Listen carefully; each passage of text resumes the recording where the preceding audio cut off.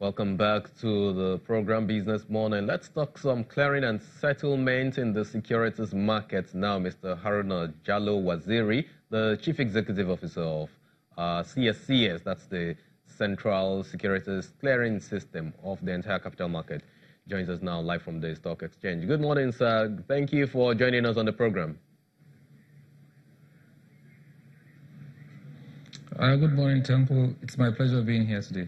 Right, so congratulations on your award given to you last week in London. What would you say helped you at CSCS, to get such a commendation and a reward now? Thank you, Temple. If you look at the nature of the award, it wasn't based on parameters that are commonly, associated with such awards across the board. What it was specific around the contributions we do to the capital market that helped improve the experiences of both investors and participants. And we think that that particular award has come in very handy and has come in because of the amount of work we're doing, which mostly is behind doors. And we're very proud that at least such an institution has seen the work we're doing and has given us such an award. Can you let us more into these works that you're doing? I know when you came on board about this time last year, you talked about, you actually unveiled your 3-year program. And part of that is investment in technology, fintech, which I think has largely contributed to this commendation. Yes, if you remember when I came on board about 10 months ago, exactly, one thing that we wanted to do was look at where the CS is, where it should be in the market, and how can we perform our role effectively. And in trying to achieve those 3 things, we went into a strategy session with the board and brought out 13 strategic pillars, 13 strategic objectives. And out of that, we had about another 84 initiatives, which some of them were projects. Now, the principles or the pillars around those 84 initiatives and 13 board objectives were 5 things, which is number 1 was to optimize our operations. Number 2 was to create an environment where customer satisfaction is king. And number 3 was to see how we can improve on our technology in order to service the industry and stakeholders as well. And then, of course, number 4 was what kind of stakeholder engagement should we be involved in, that again, which is ultimately to make the role of the CSCS be impactful to the industry. And of course, we have shareholders, so we thought, some return should be considered in terms of how we build our businesses go forward for the next 3 years. So those were the 5, if you like, pillars based on the objectives and the initiatives that we've developed over the last 10 months. How much of engagement have you really had with shareholders, which forms part of this pillar? Because I know the CSCS used to have this investors clinic. I haven't really seen much of that in the media. Okay.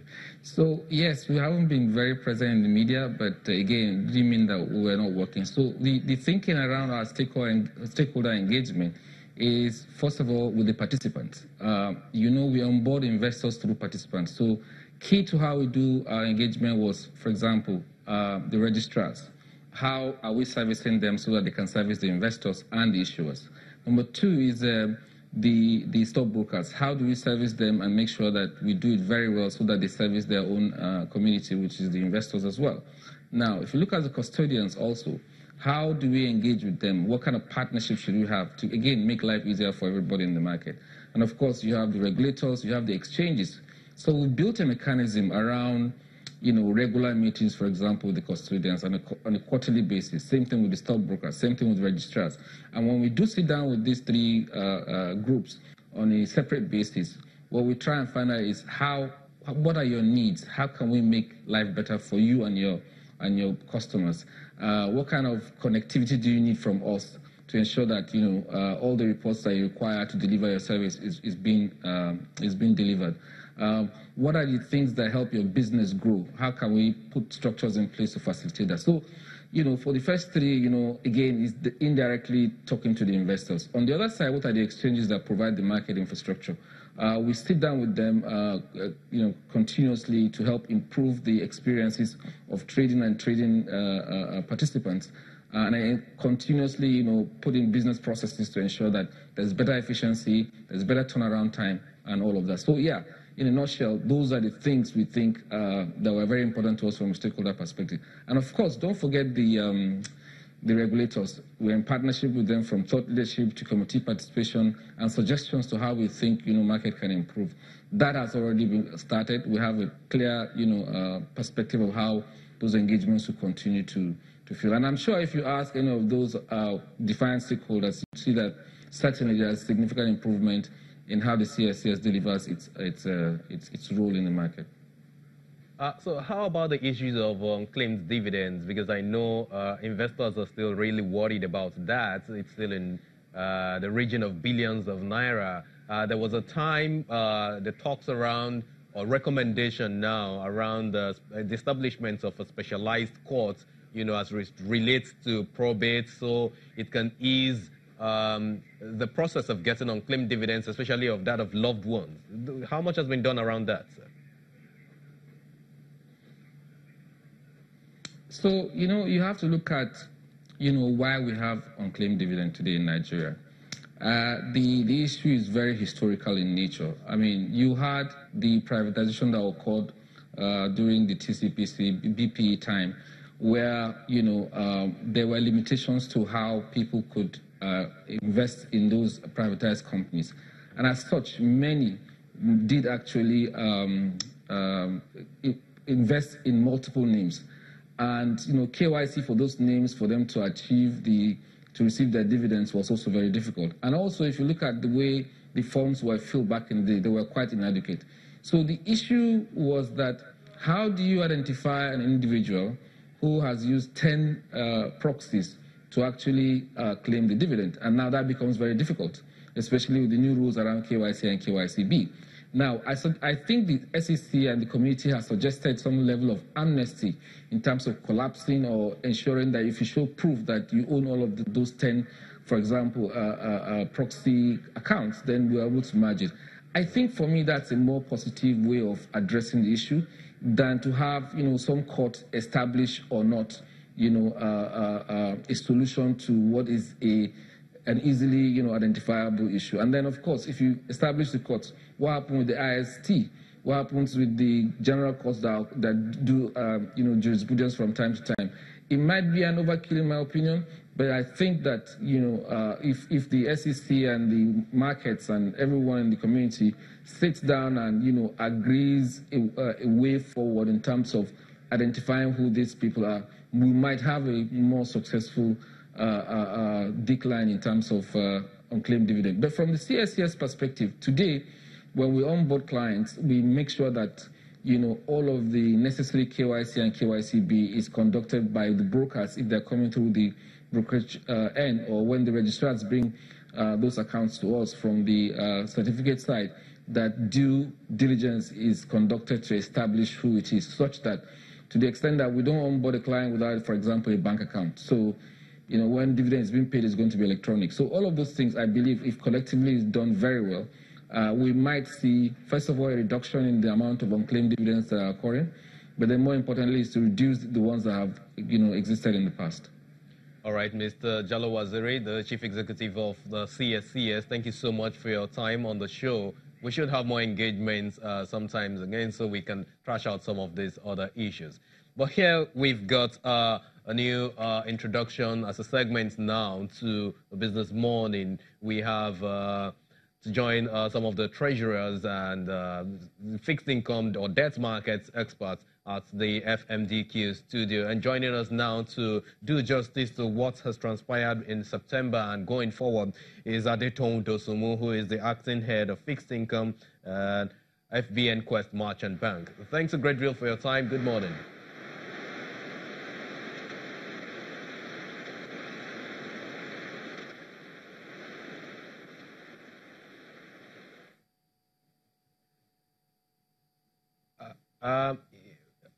Looks like we're having an audio challenge there. While we get that resolved, let's look at a bit of the news that we're tracking right now. The latest being Oil prices firming up on Tuesday in early trades with the Brent crude price holding near 4-year highs that reached the previous day as markets adjust to the prospects of tighter supply once the United States of America's sanctions against Iran kicks off next month.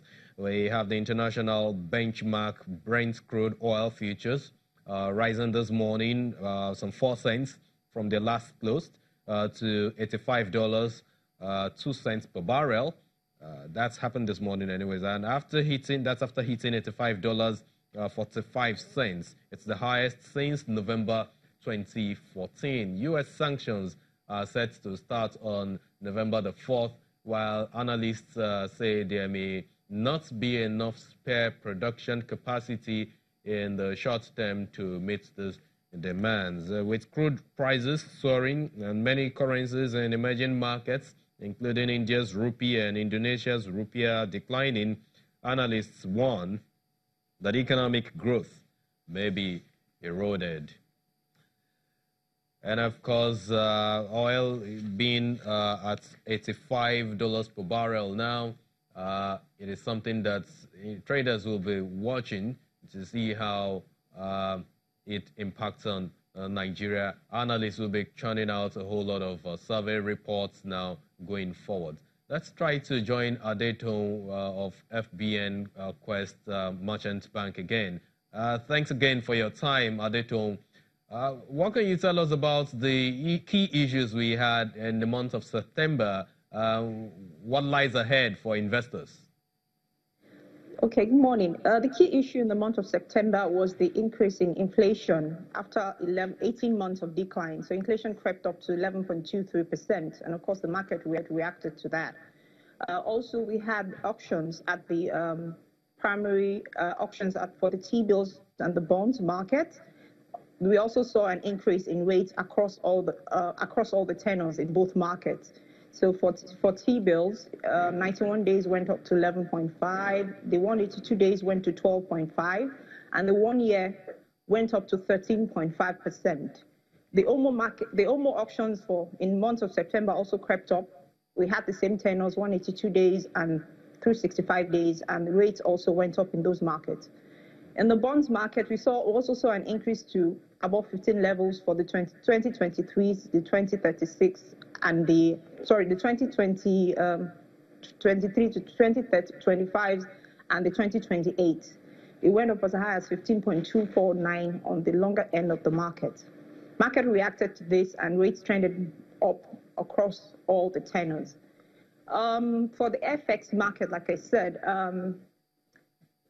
the CBN has been meeting demand across all the tenors, but there's been a convergence across all the windows. So you see the NAFEX at a high of 365, though it closed at 353.92 on Friday, but it touched the 365 high during the week.